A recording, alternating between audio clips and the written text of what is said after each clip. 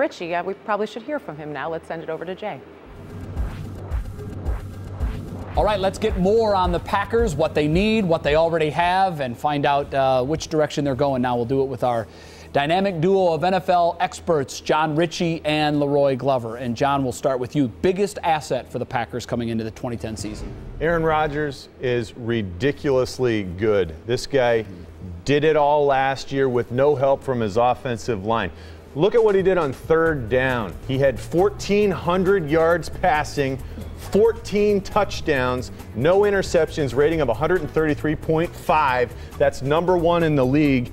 This guy is money, and he did it alone. Give him guys up front, and he's the best in the league, hands down. I love the fact that he's so good. You know he knows that he's good, but he never throws his teammates under the bus who really didn't do the job for him last year. Yeah, and which gets us to their biggest weakness, and I think we all know what that is.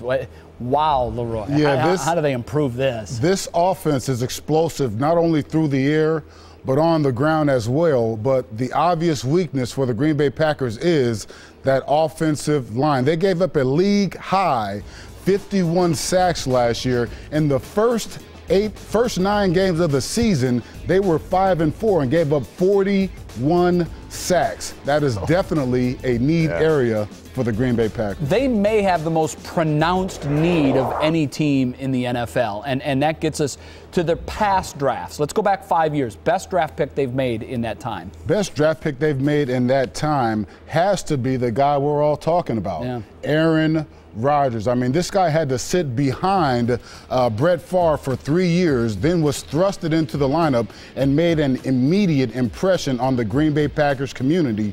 And then last year, what he was able to do was not only throw 30 touchdown passes, but he limited his interceptions to only 7. He's got to be the guy for their future if they want to get to where they need to be. If they get that offensive line fixed, you're looking at future MVPs. Absolutely. Plural. What's their worst draft pick over that time, 5 years? Number 16 in the first round in 2007, Justin Harrell from Tennessee, defensive tackle. He's now called a defensive end in that 3-4 scheme. Defensive end with no sacks over 3 years. He's played in only 13 games. Back injuries have marred his career and never really got started, and it's going to end as soon as the Packers decide they kept him around long enough to justify the $8 million they shelled out to him guaranteed. Not a snap last year at all. I think most Packers fans don't even realize this guy's still on their team. NFL GMs may be the last to admit mistakes. They always hope maybe this guy will develop, and sometimes you just have to cut bait and cut your losses. All right, 23rd pick this year. Which way do they go? Offensive line. Yeah, best available offensive line. The tackle from Maryland, Bruce Campbell, is a guy, he's very unpolished but so athletic. He can be an understudy. They've re-signed Mark Tauscher and Chad Clifton. They can teach him the ways of the trenches, even though they're banged up and pretty old. They can last another year. They're going to bring in the best athlete of the bunch on that offensive line. He's a wide receiver stuck in a brutal 315-pound body, 6'7", ran a 4.8 at the combine.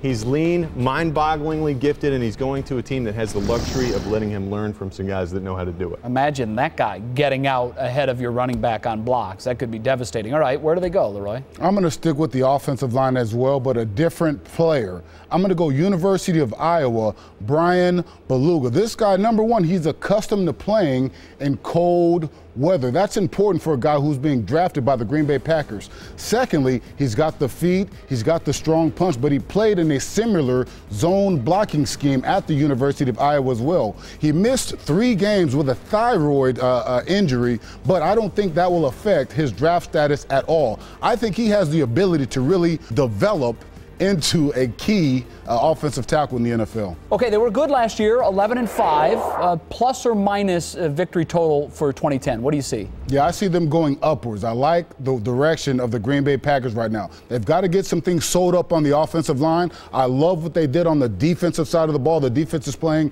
extremely well. I see them +1 from what they did last year. I see them at 12-4. Wow, sounds like a division title. What do you think? +2. 2? Wow. I think they're going to win 13 14 games. I really liked this team last year before they had to do the offensive line shuffle. That defense, #2 in the league, and that was their first year in Dom Capers' system with another year of familiarity under their belt and the best quarterback in the game under center.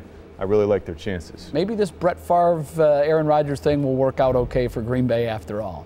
All right, guys, thanks very much. We're back again tomorrow. We'll take a look at the next team in our ESPN mock draft list. Still ahead on today's program, LeBron denying Rondo and this block. Alabama kept their perfect season alive. There's LeBron. We picked 3 of the best, and we're giving them to you. You can vote.